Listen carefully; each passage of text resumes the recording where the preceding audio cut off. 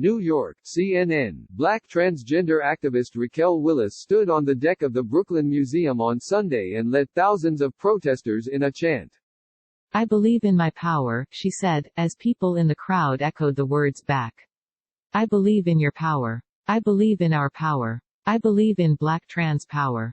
The Black Trans Lives Matter rally in New York, one of many nationwide, came after two Black trans women, Dominique Remy Fells, 27, of Philadelphia, and Raya Milton, 25, of Cincinnati, Ohio, were murdered last week.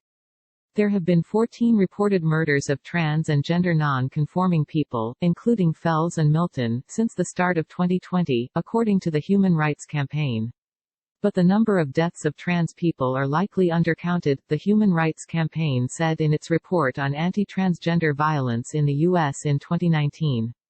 Sunday's protest also took place amid global demonstrations in support of the Black Lives Matter movement, which has surged in the wake of George Floyd's death.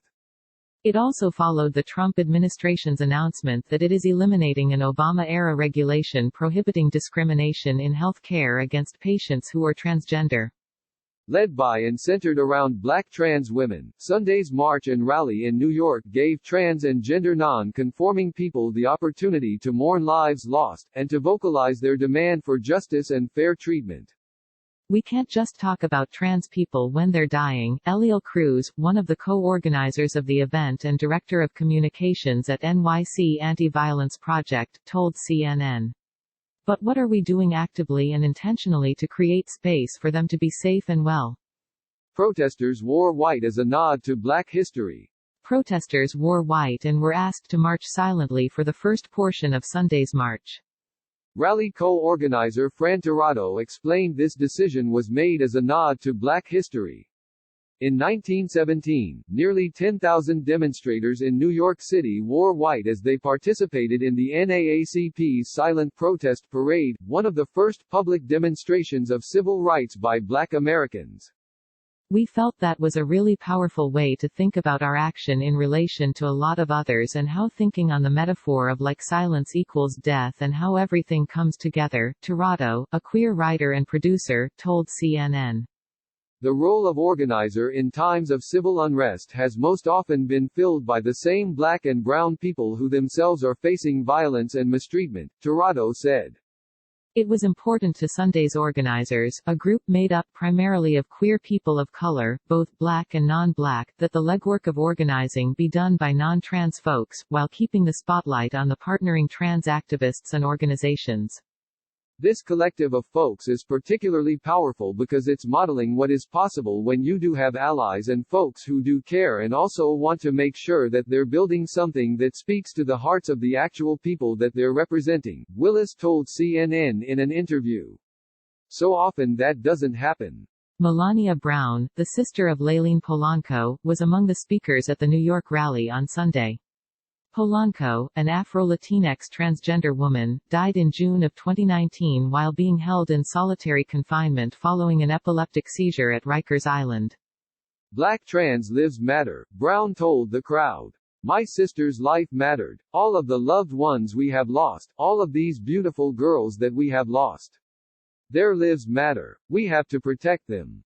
Protest partners were all trans-based support organizations. While Sunday's protest came in response to the murders of Fells and Milton, organizers emphasized the necessity to fight for trans lives beyond seeking post-mortem justice. Like Fells and Milton, the majority of trans people killed are Black women.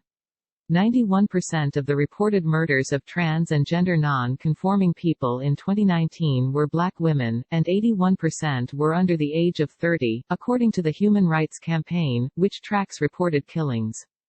Violence against the transgender community often goes unreported or misreported, as a result of authorities, media reports, and family members misidentifying the dead, the Human Rights Campaign said.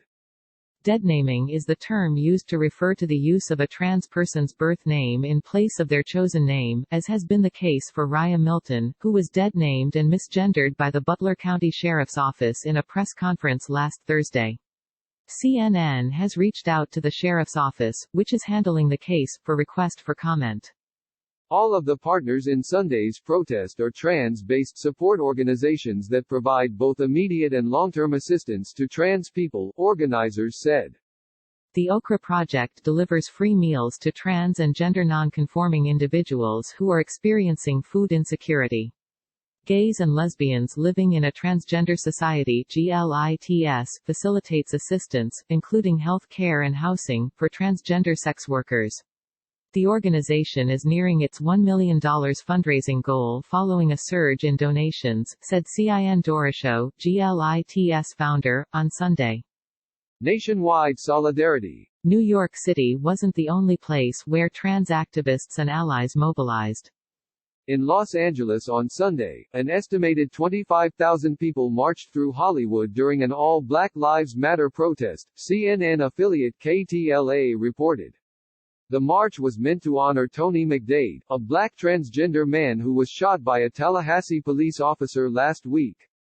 Protesters carried rainbow flags and balloons, as an aircraft overhead pulled a Black Lives Matter banner.